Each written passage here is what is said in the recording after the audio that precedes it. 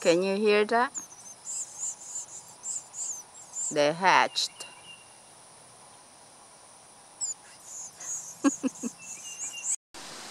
It's crazy. I mean, it's been very hot the last 2 weeks, and all of a sudden here we are. There's a chill in the air again.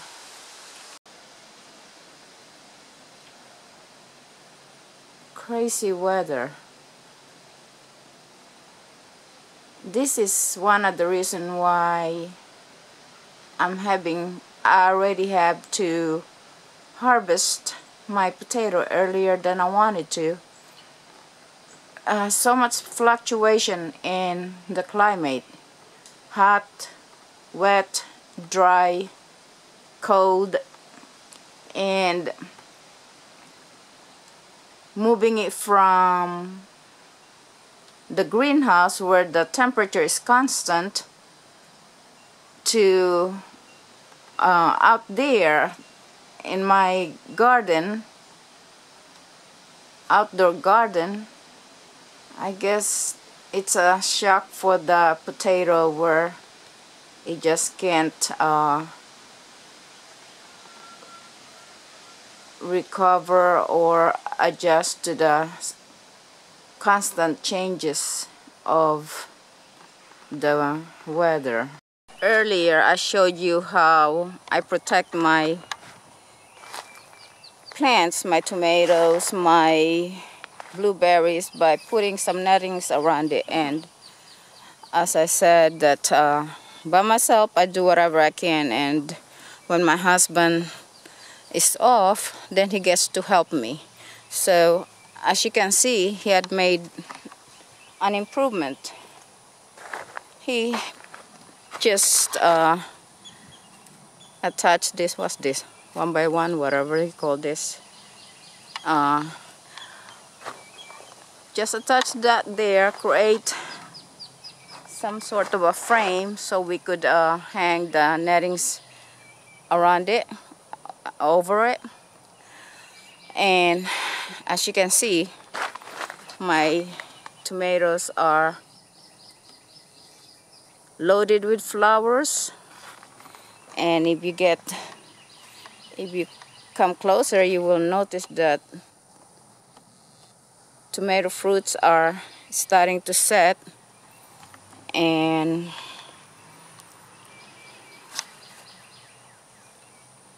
that's how they look right now, full of blooms all around, lots and lots of tomato flowers.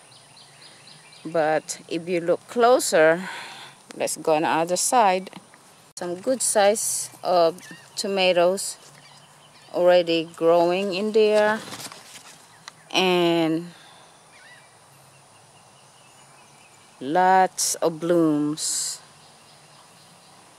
As you can see,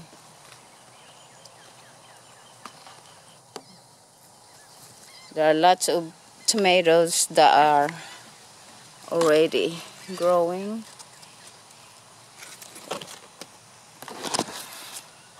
I have to look at the bottom to get a glimpse of those big ones. And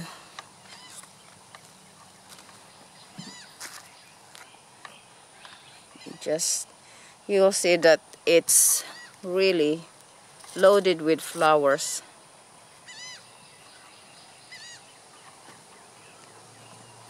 Okay, these are all Cherokee purple in this bed here. This is probably my first and foremost favorite tomato. Is the Cherokee purple. And let's go on the other side, which I have not been able to really work on the coverings or the nettings of this. This one as well have several fruits set already. This is my brandywine, and as you can see, these two is flowering with lots of fruits set as well.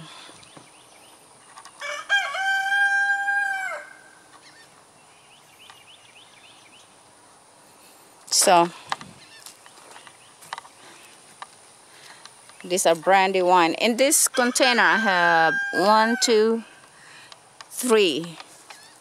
I started with planting 1 tomato per container, but what I'm trying to do now is experiment and see how far or how crowded can I make the pot before it stops yielding a good fruit production for me. So far it looks good. These 3 brandy wine tomatoes planted in here, and as you can see, lots of blooms, and some fruits are actually set already. Okay, so there we go. That's brandy wine tomato in this pot, and in this raised bed I have my Cherokee purple, and this one is really set. Now the reason why I want to make sure that this is my favorite tomato, I really want to secure it, and this is about 3 feet tall growth so far, and you put 2 or 3 hornworm here and it can devastate it practically overnight. So I'm not about to let that bug enjoy my favorite tomato and leave me wishing that I have some. But anyway, as you can see, I pretty much have it secured with this. Now you might think that, okay, how much did I spend on all these materials? Actually, most of these materials are given to us.